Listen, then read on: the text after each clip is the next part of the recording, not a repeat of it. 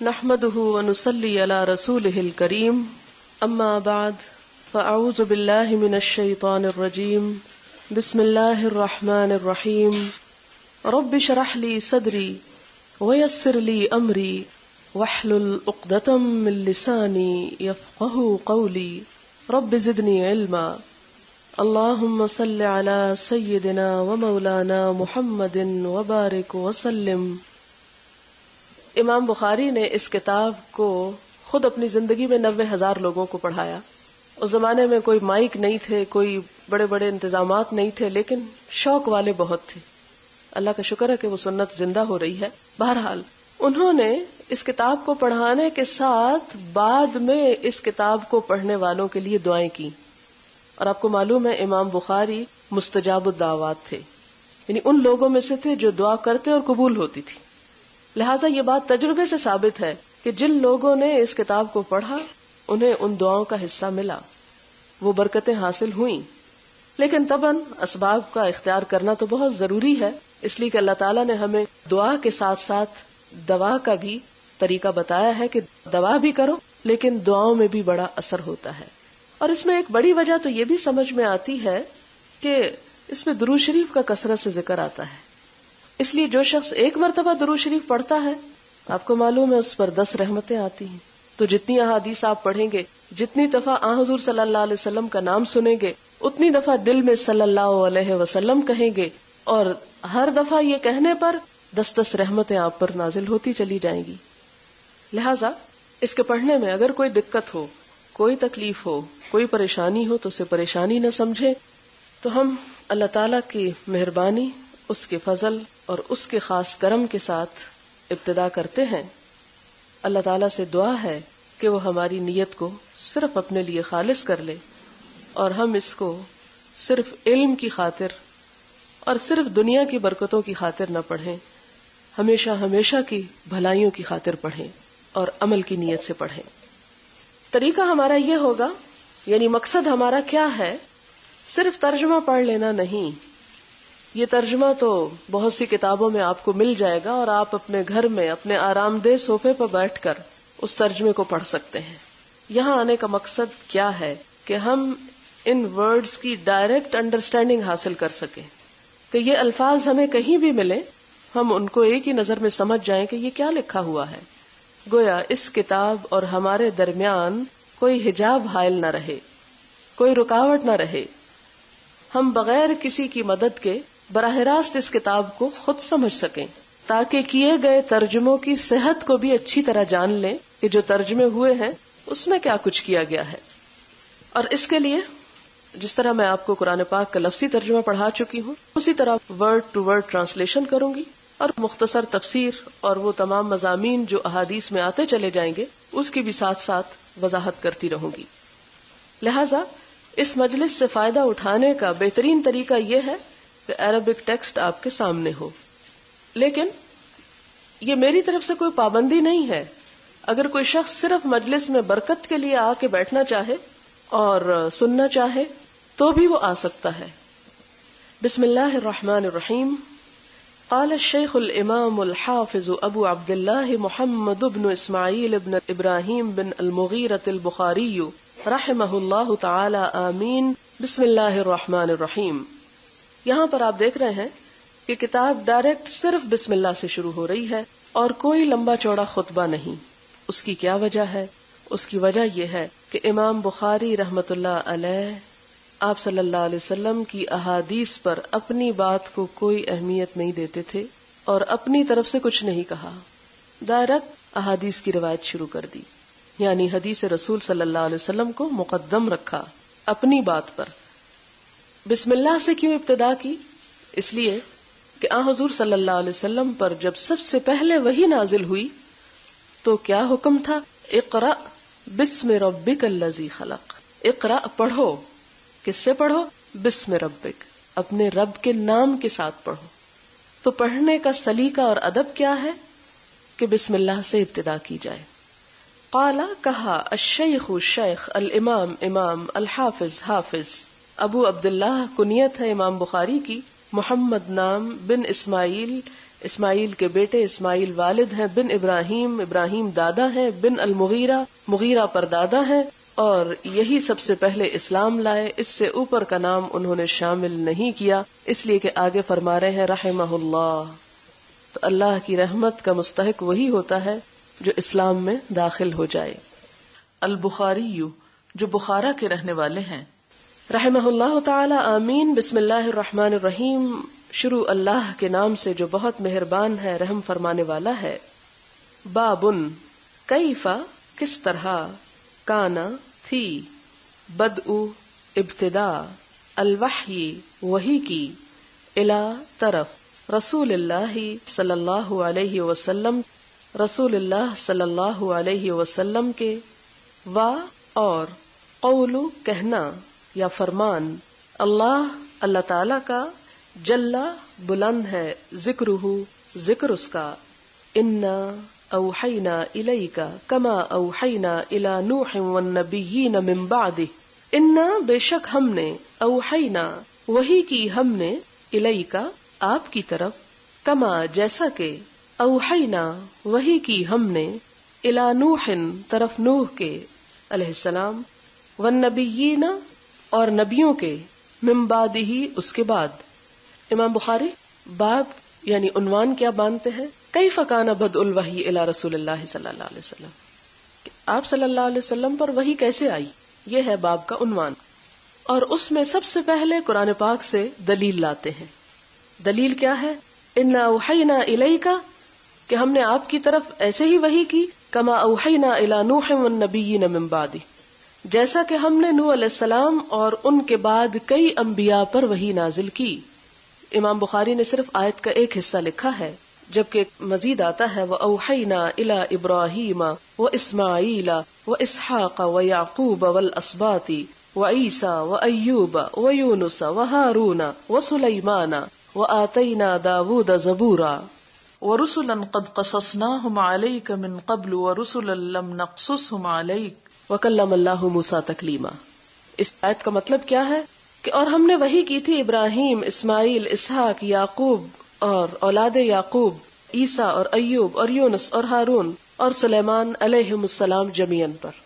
وآتینا داود زبورا، اور داود کو تو ہم نے زبور عطا کی. ورسلن اور یہ رسول ہیں، قد قصصناہم علیک من قبل جن کا ذکر ہم آپ سے پہلے کر چکے ہیں. ورسلن اور کچھ رسول ہیں، لم نقصصہم علیک جن کا ذکر ہم نے آپ سے نہیں کیا، یعنی ان کی طرف بھی وحی اتاری گئی. وَكَلَّمَ اللَّهُ مُوسَىٰ تَكْلِيمًا، اور موسیٰ علیہ السلام سے تو اللہ تعالیٰ نے ایسے کلام فرمایا جیسے کہ کلام کیا جاتا ہے، بات کی جاتی ہے کسی سے. اب یہاں پر اس آیت میں اور اس سارے حصے میں جو سب سے اہم لفظ ہے وہ وحی ہے. وَأَوْحَیَ، یہ وحی کا معنی ہوتا ہے خفیہ اشارہ، جسے اشارہ کرنے والے اور جس کی طرف کیا جائے اس کے سوا کوئی اور نہ جان سکے. اس میں بڑی ایک دلچسپ بات ملتی ہے کہ ابن عربی کے پاس کچھ لوگ آئے، ابن عربی کا نام تو سن رکھا ہوگا نا، اس کے پاس کچھ لوگ آئے اور انہوں نے عرض کیا کہ ہمیں وحی کے بارے میں کچھ بتاؤ. تو اس نے کہا میں وحی کے بارے میں کیا بتا سکتا ہوں، کیونکہ مجھ پر تو کبھی وحی آئی ہی نہیں، میں اس کو ایکسپلین کر ہی نہیں سکتا کہ جو چیز میں نے ایکسپیرینس ہی نہیں کی میں اسے کیسے ایکسپریس کروں، اسے کیسے بتاؤں کہ وہ کیا چیز تھی. لیکن لغت کی کتابوں میں ڈکشنریز میں اس کا معنی جو لکھا ہوا ہے خفیہ اشارہ، تیز اشارہ. یہاں مراد ہے وہ رابطہ، وہ سلسلہ، وہ چیز جو انبیاء علیہم السلام کو اللہ تعالی کی طرف سے براہ راست، بالواسطہ یا بلا واسطہ عطا ہوتی ہے لوگوں کی اصلاح یا فرائض نبوت کو ادا کرنے کے لیے. اور امام بخاری سب سے پہلے وحی سے کیوں ابتدا کرتے؟ اس لیے کہ وہی بنیاد ہے تمام علم دین کی. علم دین ہمیں وحی سے حاصل ہوتا ہے. دنیا میں بہت سے علوم ہیں اور باقی علوم کہاں سے حاصل ہوتے ہیں؟ عقل سے، تجربے سے، مشاہدے سے، تاریخ سے، ماضی سے، حال کے تجربات سے، تخیلات سے. لیکن دین کا علم، اس میں نہ عقل کو دخل ہے، نہ تجربات کو دخل ہے، نہ اسی قسم کی کسی اور چیز کو. اس کا سارا انحصار وحی پر ہے. اور اسی لیے وحی کے آنے کا طریقہ جاننا اور وحی کے بارے میں معلومات ہونا بڑا ضروری ہے. وحی کی دو اقسام ہیں، ایک وحی مطلوع جس کی تلاوت کی جاتی ہے، اس سے مراد قرآن ہے، اور دوسری قسم وحی غیر مطلوع. وحی غیر مطلوع جس کی تلاوت نہیں ہوتی، وہ آپ صلی اللہ علیہ وسلم کے دل میں ڈالی گئی اور آپ نے مختلف مواقع پر اس کے مطابق یا تو بول کر لوگوں کی ترشید کی، یا ان کو ہدایت دی، یا ان کو بات سمجھائی، یا پھر اپنے عمل سے کر کے بتائی، یا ان کی کسی بات کو پسند یا ناپسند کیا، یا آپ نے اپنی ساری زندگی میں جو کچھ اعمال کیے ان سب پر مشتمل ہے. پھر ہم دیکھتے ہیں کہ وحی کا سلسلہ صرف آپ کے ساتھ نہیں ہوا بلکہ تمام انبیاء کے ساتھ ہوا. دیگر لوگوں کو جیسے اولیاء اللہ وغیرہ کو جو اشارات ہوتے ہیں اس کو وحی نہیں کہا جاتا، اس کو الہام بولا جاتا ہے. ہم حدیث پر آتے ہیں، حدثنا الحمیدی، حدثنا بیان کیا ہم سے. آپ کتاب میں دیکھیں گے کہ کبھی لفظ آئے گا حدثنا، کبھی آئے گا اخبرنا، کبھی آئے گا قرأ علینا، کبھی آئے گا سمعت، کبھی آئے گا عن. یہ وسائل ہیں، ذریعے ہیں، الفاظ ہیں، آلات ہیں حدیث کو حاصل کرنے کی. اور یہ انڈیکیٹ کر رہا ہے کہ امام بخاری کو یہ حدیث کس طرح ملی، امام بخاری کو کیسے پتہ چلی. تو حدثنا کا لفظی معنی ہوتا ہے ہم سے بیان کیا، ہم کو بتایا. اب آپ دیکھیں کہ لکھنے والے تو صرف امام بخاری ہیں، لیکن یہ کیوں کہہ رہے ہیں کہ حدثنا، ہم کو بتایا؟ یہ اس بات کی وضاحت کر رہا ہے کہ جب امام بخاری نے اپنے استاد جن کا نام یہاں حمیدی لکھا ہوا ہے ان سے یہ حدیث حاصل کی تو وہ اکیلے نہیں تھے، وہ ایک گروہ میں تھے، ایک جماعت میں تھے. بہت سے لوگوں نے ان کے ساتھ اور بھی سنا تھا، اس بات کو لیا تھا. دوسری بات یہ کہ حدثنا عموماً اس وقت استعمال ہوتا ہے جب استاد پڑھ رہا ہو اور طالب علم سن رہا ہو. لیکن اگر استاد بیٹھا ہو، طالب علم پڑھ رہا ہو اور طالب علم بھی سن رہے ہوں، استاد بھی سن رہا ہو، اور استاد ہر حدیث کے سننے کے بعد اس کی تصدیق کر دے کہ ہاں ٹھیک ہے، اپنی زبان سے یا اپنے اشارے سے کہ ہاں جو کچھ تم نے پڑھا ہے، یعنی وہ پڑھنا کہاں سے ہوتا تھا؟ بعض اوقات استاد کی کتاب سے ہوتا تھا. تو اس کو بھی طالب علموں کو اجازت ہوتی تھی کہ وہ جب آگے بتائیں تو استاد کی طرف منسوب کر کے بتائیں، طالب علم کی طرف نہیں. طالب علم تو اسی طرح بولتا تھا جیسے یہ مائک میں آواز زور سے آ رہی ہے. تو مثلاً اب اگر میں آپ کو کوئی بات بتا رہی ہوں تو میری ڈائریکٹ آواز تو آپ نہیں سن رہے، اس اسپیکر کے تھرو سن رہے ہیں. تو آپ کیا کریں گے؟ یہ نہیں کہیں گے کہ ہم سے اسپیکر نے کہا، بلکہ یہ کہیں گے کہ ہم سے فلاں نے کہا. اس طرح اگر کوئی حدیث روایت ہوتی تو اس کو اخبرنا کہا جاتا، ہمیں خبر دی. امام بخاری حدثنا اور اخبرنا دونوں میں فرق نہیں کرتے، ان کے نزدیک دونوں تقریباً ایک ہی چیز ہے. لیکن امام مسلم بہت ضبط کے ساتھ اس میں فرق کرتے ہیں. امام مسلم کے ہاں بڑی شدت کے ساتھ اس بات کی پابندی ملتی ہے کہ اگر استاد بولا تو وہ کہیں گے حدثنا، اگر شاگرد نے پڑھا تو کیا کہیں گے؟ اخبرنا. امام مالک بھی اخبرنا ہی کو ترجیح دیتے تھے. طریقہ یہ ہوتا تھا کہ مختلف اساتذہ اپنی جمع کی ہوئی احادیث لوگوں کو سناتے، اور سناتے وقت وہ اپنے استاد کا نام لیتے اور وہ اس سے اوپر کے نام لیتے، حتیٰ کہ وہ بات حضور صلی اللہ علیہ وسلم تک پہنچ جاتی. حدثنا صرف زبانی تعلیم کے لیے نہیں استعمال ہوتا. بہت سے لوگوں نے یہ اعتراض بھی کیا، جی بخاری میں لکھا ہوا حدثنا ہم سے بیان کیا، لہٰذا بخاری میں جو کچھ ہے وہ صرف زبانی کلامی باتیں ہیں. حدثنا کا مطلب ہے استاد نے ہم کو بتایا. اور استاد کیسے بتایا کرتا تھا؟ بعض اوقات استاد اپنے حافظے سے تعلیم دیتا تھا، بعض اوقات وہ اپنی کتاب سے پڑھ کر دوسروں کو سناتا. طالب علموں میں بھی دو طرح کے تھے، بعض لکھ لیا کرتے تھے اور بعض صرف زبانی سن کر اس کو یاد کرتے تھے. دونوں طرح اجازت تھی. پھر آپ دیکھیں کہ جو لکھ لیتے تھے وہ استاد کے جانے کے بعد وہیں بیٹھے رہتے اور استاد کی کتاب کے ساتھ اپنی لکھی ہوئی چیزوں کو کمپیئر کرتے تھے کہ کہیں ہم سے کوئی چھٹ تو نہیں گیا، کہیں ہم سے کوئی اضافہ تو نہیں ہو گیا. اور صرف وہ لوگ پھر آگے حدیث روایت کر سکتے تھے جن کو استاد اجازت دیتا تھا. میرا پی ایچ ڈی کا جو تھیسس ہے وہ اجازت ہی کے موضوع پر ہے. یہ حدیث کو بیان کرنے کا ایک طریقہ ہوتا ہے اور یہ ایک طرح کا وہ سرٹیفکیٹ ہے، جیسے آج کل ہمارے اسکول کالجز میں سرٹیفکیٹس دیے جاتے ہیں کہ یہ شخص پڑھا سکتا ہے، یہ اس کو جاب دی جا سکتی ہے. تو اسی طرح استاد بھی ان دنوں میں اجازت دیتے اور بعض اوقات طالب علم کی کتاب کے اوپر ہی لکھ دیا کرتے تھے کہ اس طالب علم نے یہ کتاب مجھ سے پڑھ رکھی ہے، میں اس کو آگے پڑھانے کی اجازت دیتا ہوں. وہ اجازت سرٹیفکیٹ جو ہوتے تھے، وہ لائسنس جو ہوتا تھا، وہ شہادت جو ہوتی تھی، وہ لے کر پھر وہ آگے پڑھاتے. اور جو بھی طالب علم لینے والے ہوتے تھے وہ اپنے استاد کی اس چیز کو جانتے تھے کہ اس کا استاد کون ہے، اس نے کہاں سے لیا ہے. اور یہ چیز بہت امپورٹنٹ ہوتی تھی، اس کی بڑی اہمیت ہوتی تھی کہ کسی شخص نے علم کس سے حاصل کیا. اور یہی وجہ ہے کہ وہ لوگ علم کی خاطر سینکڑوں میل اور ہزاروں میل کا سفر کیا کرتے تھے. صحرا نوردی اور دشت اور بر و بحر اور بیابان کچھ نہ چھوڑے اس علم کی خاطر اور جہاد کی خاطر. آپ دیکھیں گے کہ آج صحابہ کرام کے سب کے مزار ہمیں مدینہ میں نہیں ملتے، دنیا بھر میں پھیلے ہوئے ہیں. کہ حضور صلی اللہ علیہ وسلم کے بعد انہوں نے صرف برکت کے لیے مدینہ رہنا ہی نہیں پسند کیا، بلکہ ہر جگہ پھیل گئے. کچھ سیکھنے کے لیے پھیل گئے، کچھ سیکھ کر سکھانے کے لیے پھیل گئے. تو بہرحال یہاں پر امام بخاری کیا کہتے ہیں؟ حدثنا، بیان کیا ہم سے، الحمیدی عبداللہ ابن الزبیر. حمیدی نے جن کا نام عبداللہ ابن الزبیر ہے، یہ ان کے قریشی اساتذہ میں سب سے زیادہ سمجھدار تھے. افقہ کا لفظ آتا ہے ان کے لیے، یعنی امام بخاری کے 1000 سے زیادہ استاد ہیں. اور ان کو پھر کیٹاگرائز کیا گیا کہ کس شہر، کس علاقے، کس جگہ کے، کس کس نسب کے. تو قریش قبیلہ کے جتنے اساتذہ تھے ان میں حمیدی سب سے بہترین تھے. قال حدثنا سفیان، وہ کہتے ہیں، کون کہتے ہیں؟ حمیدی کہتے ہیں حدثنا سفیان، ہمیں سفیان نے بتایا، ہم سے یہ حدیث سفیان نے بیان کی. یہاں سفیان سے مراد سفیان بن عیینہ ہے، یہ مکہ کے رہنے والے تھے. مختلف علاقوں میں جو حدیث کے ائمہ گزرے ہیں، جنہوں نے حدیث پر کتابیں سب سے پہلے لکھی، ان میں مکہ میں سفیان ابن عیینہ کا نام بہت بلند ہے. حدثنا یحیی بن سعید الانصاری، ہم سے یحیی بن سعید انصاری نے بیان کیا.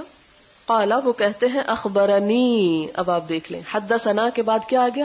اخبرنی، مجھ سے بیان کیا. یعنی جب میں نے ان سے یہ حدیث لی تو میں اکیلا تھا.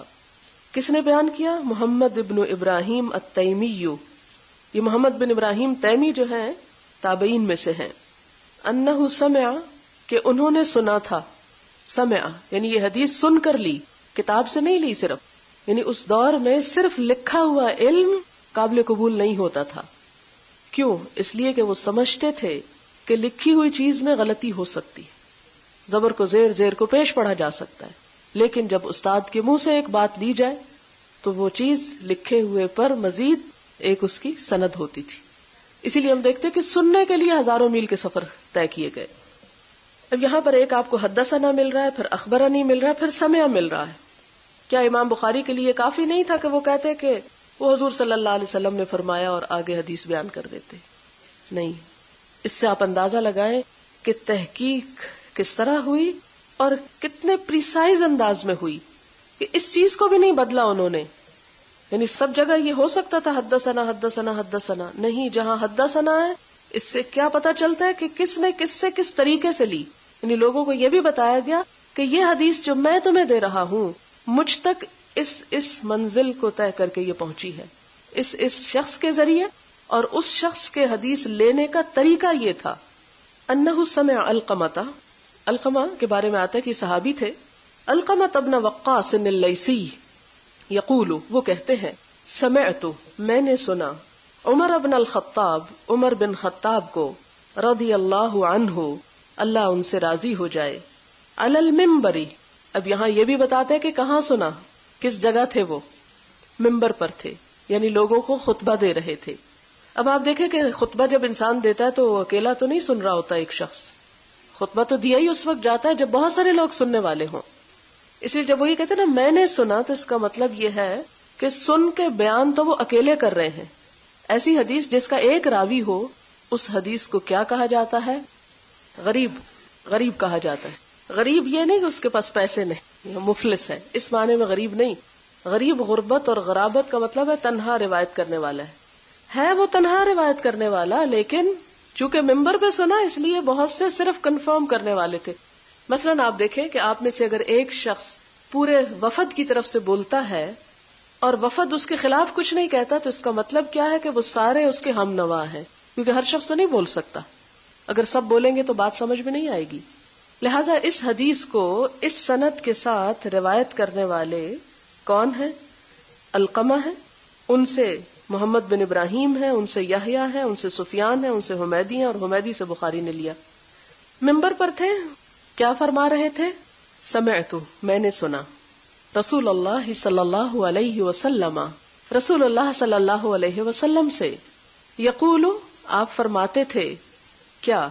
انما، بے شک، الاعمال، اعمال، بالنیات، ساتھ نیتوں کے ہیں، وانما، اور بے شک، لکل امرئ، لکل واسطے ہر، امرئ انسان کے، ما نوا جو اس نے نیت کی، ہر انسان کے لیے وہی ہے جو اس نے نیت کی. فمن، تو جو کوئی، کانت، ہوئی یا تھی، ہجرتہ، ہجرت اس کی، الی دنیا، دنیا کی طرف یا دنیا کی خاطر، یصیبھا، کہ حاصل کرے اس کو، او یا الی امرأۃ، کسی عورت کی طرف، ینکحھا، نکاح کرے اس سے، فہجرتہ، تو ہجرت اس کی، الی، طرف، ما، جو، ہاجرہ، اس نے ہجرت کی، الیہ، طرف اس کے، تو اس کی ہجرت اسی چیز کی طرف ہے جس چیز کے لیے اس نے ہجرت کی. اب یہاں پر جو اہم ترین حصہ ہے حدیث کا، یا جو لب لباب ہے حدیث کا، یا جو کلمات ہیں آپ صلی اللہ علیہ وسلم کے، وہ کیا ہے؟ انما الاعمال بالنیات، اور آخر تک، الیہ تک. سب سے پہلے یہ دیکھا جائے گا کہ اعمال کیا ہوتے ہیں. اعمال انسان کے، اس کی سوچ، اس کا قول، اس کا فعل، اس کے دوسروں کے ساتھ معاملات، یہ تمام چیزیں اعمال میں شامل ہیں.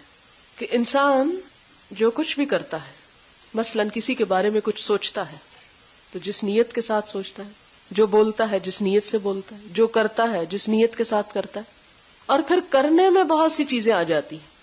کرنے میں بنیادی طور پر عبادات ہیں، تو یہاں اعمال سے مراد عبادات ہیں خصوصاً، اور عموماً تمام اعمال جن کا تعلق انسان کی زندگی کے کسی بھی گوشے سے ہو. پھر آپ دیکھیں کہ عبادات اور عادات آپ لکھ لیجئے، خصوصاً کے لیے عبادات اور عموماً کے لیے عادات، کہ ان کا انحصار، یعنی کس چیز کا؟ ان کی قبولیت کا انحصار، ان کی جزا اور سزا کا انحصار کس پر ہے؟ بالنیات، نیتوں پر ہے. نیات، نیت کی جمع ہے. نیت کا روٹ جو ہے نون واو یہ ہے. آپ نے قرآن پاک میں پڑھا ہوگا، ان اللہ فالق الحب والنوا، نوا کہتے ہیں گٹلی کو، کسی چیز کا اندر کا حصہ جو نظر نہ آئے باہر سے. حب دانے کو کہتے ہیں، دانا تو باہر سے بھی نظر آتا ہے، لیکن نوا پھل کے اندر ہوتی ہے، بالکل چھپی ہوئی گٹلی. اب گٹلی کا کیا کام ہوتا ہے؟ آپ دیکھیں کہ ایک پودے کا انحصار کس پر ہے؟ گٹلی پر ہے، بیج پر ہے. اسی طرح عمل ایک درخت ہے جس کی بنیاد نیت ہے. اور اس سے مراد کیا ہے؟ اصطلاح میں نیت کہتے ہیں قصد اور عزم دل کا کسی بھی کام کے کرنے کے لیے. عربی میں بولیں گے عزم القلب علی امر من الامور، کاموں میں سے کسی کام پر ارادہ کرنا. وانما لکل امرئ ما نوى، اور ہر شخص کے لیے وہی ہے. کیا وہی ہے؟ یعنی وہی جزا ہے، اتنی ہی جزا ہے، ویسی ہی جزا ہے. ما نوى، جو اس نے نیت کی، نوا یہاں فعل ہے. فمن کانت ہجرتہ الی دنیا، اگر کسی نے ہجرت اس لیے کی، اور ہجرت کا مطلب لفظی کیا ہوتا ہے؟ چھوڑ دینا. الخروج من ارض الی ارض، ایک زمین سے دوسری زمین پہ چلے جانا. اور اسلام میں ہجرت کس کو بولتے ہیں؟ دار الکفر سے دار الاسلام پہ چلے جانا، کفر کا گھر چھوڑ کے اسلام کی طرف چلے جانا. یہاں مراد حضور صلی اللہ علیہ وسلم کے دور میں جو لوگوں نے مکہ چھوڑ کر مدینے کا سفر اختیار کیا، اس کو ہجرت کہا گیا. فمن کانت ہجرتہ، تو جس کی ہجرت کا مقصد کیا تھا؟ الی دنیا، دنیا کا کوئی مال کمانا، دنیا کے فائدے حاصل کرنا. یصیبھا، وہ پالے گا اس کو.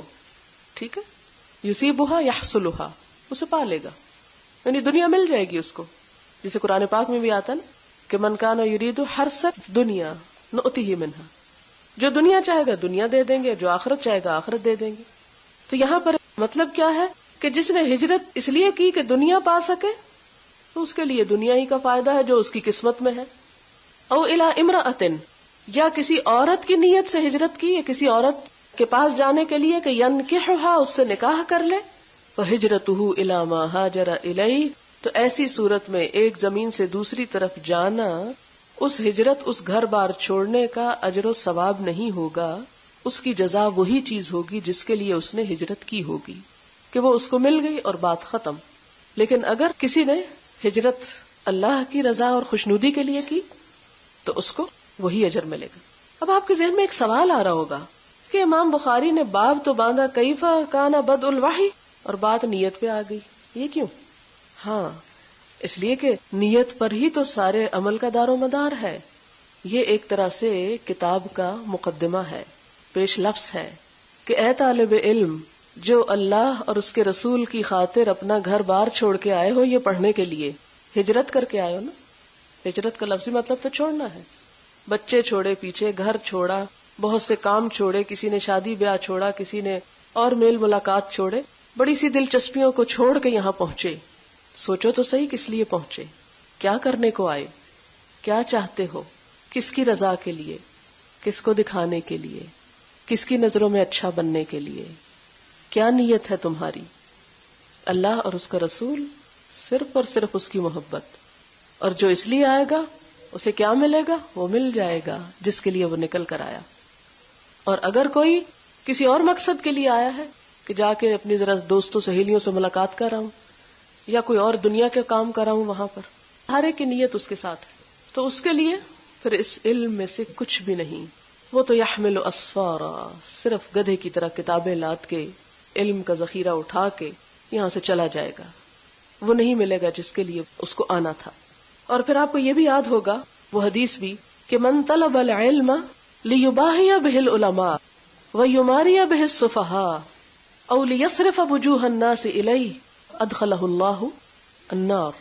من طلب العلم، جس نے علم اس لیے حاصل کیا، لیباہی بہ العلماء، کہ علماء پر فخر جتا سکے، ان کا مقابلہ کر سکے کہ فلاں عالم، میں اس سے بڑا عالم بن کے دکھاتا ہوں، ایسی تیسی اس کی۔ وہ کیا سمجھتا ہے اپنے آپ؟ نہیں، کسی انسان سے مقابلے کے لیے نہیں۔ وَيُمَارِيَ بِالسُّفَهَاء، اور اس لیے سیکھتا ہے کہ لوگوں سے بحثیں کر سکے، جھگڑے کر سکے، بے وقوف بنا سکے دوسروں کو۔ یماریہ، ان کے ساتھ حجت بازی کرے، ان کے اوپر فتوے لگائے کفر اور فسق اور بدعت ضلالت کے، نادانوں کے ساتھ نادانی کا معاملہ کرے۔ او یا اس کی نیت یہ ہے لیصرف وجوہ الناس الیہ، کہ لوگوں کو اپنی طرف متوجہ کر لے، کہ لوگوں کو بتا سکے دیکھو میں نے یہ چیز پڑھی ہے، لہٰذا آؤ میرے پاس، میرے ساتھ مل جاؤ۔ یہ ساری نیتیں کیا ہیں؟ ان کا نتیجہ، ان کا انجام، ان کا ٹھکانہ ادخلہ اللہ النار، آگ۔ کوئی برکت، کوئی جزا اور کوئی خیر اور فیض نہیں۔ لہذا علم حدیث کو پڑھنے کے لیے خاص طور پر نیت کا خلوص انتہائی ضروری ہے۔ پھر آپ دیکھیں کہ صرف یہ علم حدیث کے لیے نہیں، ہماری ساری زندگی میں، مثلاً آپ دیکھیں کہ آپ کسی کے سامنے بڑی لمبی لمبی نمازیں پڑھ رہے ہیں، اور اس لیے پڑھ رہے ہیں کہ لوگ کہیں کہ ہائے یہ کتنا اچھی نماز پڑھتا ہے۔ جو لوگ سر ڈھانکتے ہیں ان کے سامنے سر ڈھانک لیں کہ وہ ہمیں دیکھ کے خوش ہو جائیں۔ جو لوگ دین کی باتیں کرتے ہیں ان کے ساتھ بیٹھ کے دین کی باتیں شروع کر دے کہ ان کی توجہ حاصل کر سکے یا ان کی نظروں میں اچھا بن سکے۔ تو ایسی دین کی بات کرنا، اللہ رسول کی بات کرنا، ایسا سر ڈھانکنا، کوئی بھی ایسا کام، ایسی لمبی نمازیں پڑھنا، یہ سب کیا ہے؟ بیکار کے کام، ان کو کوئی ثواب اور کوئی اجر نہیں ملے گا۔ روزہ انسان رکھتا ہے اللہ تعالیٰ کی خوشنودی کے لیے، اللہ تعالیٰ کہتے ہیں نا کہ الصوم لی وانا اجزی بہ، روزہ میرے لیے، میں خود اس کی جزا دوں گا۔ لیکن اگر انسان اس لیے رکھتا ہے کہ وہ ذرا سمارٹ ہو جائے، ویسے تو ڈائٹنگ ہو نہیں سکتی، چلے تو مجبوری ہو جاتی ہے، تو اس میں جتنی پھر اللہ کے لیے بات ہوگی اتنا ہی اس کا جزا ملے گی۔ مثلاً ایک انسان کسی دعوت پہ جاتا ہے اور ٹھیک سے کھانا نہیں کھاتا، یہ دکھانے کے لیے کہ میں تو بہت کم کھاتا ہوں، تو اس کا یہ کم کھانا دوہرا نقصان ہے۔ دنیا میں بھی اس کو کچھ نہ ملا، وہ محروم کیا بڑی اچھی دعوت سے اپنے آپ کو، اور آخرت میں بھی اس کی کوئی جزا نہیں کہ آپ نے کم کھایا، صرف لوگوں کو دکھانے کے لیے کہ میں زیادہ نہیں کھاتا۔ اسلام اس قسم کی دو رخی پالیسی اور ڈبل سٹینڈرڈز اور اس قسم کی دھوکے بازی سے انسان کو باہر نکالتا ہے، اس کی کنٹرڈکشن اور اس کے کانفلکٹس کو۔ اصل چیز کیا ہے کہ انسان چھپ کے بھی وہی معاملہ کرے جو سب کے سامنے کر رہا ہے۔ یہ چیز انسان کو بے خوف کر دیتی ہے، اس کے اندر جرت پیدا کرتی ہے۔ لیکن انسان جب اپنے اوپر خول چڑھاتا ہے، یہاں کچھ ہے وہاں کچھ ہے، تو وہ اپنے لیے پریشانیوں میں اضافہ کرتا ہے۔ لہذا جب بھی کوئی نقصان اٹھانے لگے تو اس کو اللہ کے لیے اٹھا لے، اگر کم کھائیں تو اللہ کے لیے کم کھائیں، دیکھیں کتنا جزا دے گا وہ، اس کی عبادت میں کتنا لطف آئے گا. لیکن نہیں صبر ہوتا تو پھر جو چپ کے کھاتے وہی سب کے سامنے بھی کھا لے. یہی دراصل لا الہ الا اللہ کا مطلب ہے کہ لوگوں کی غلامی سے نکل آؤ. یہ بات اپنی زندگی سے باہر پھینک دو، ہائے لوگ کیا کہیں گے، جو مرضی کہتے رہیں، سو وٹ، کیا ہو جائے گا. اصل نیت کیا ہو، میرا رب کیا کہے گا، وہ کیا دیکھ رہا ہوگا، وہ تو ہر وقت مجھے دیکھتا، وہ کیا سوچ رہا ہوگا، میرے بارے میں اس کا غضب ہوگا یا اس کی رحمت برس رہی ہوگی. مجھے تو اس کی رحمت کا اپنے آپ کو مستحق کرنا ہے. لہٰذا یہاں آنے کے لیے پھر ایک دفعہ نیت کو خالص کر لینا ضروری ہے.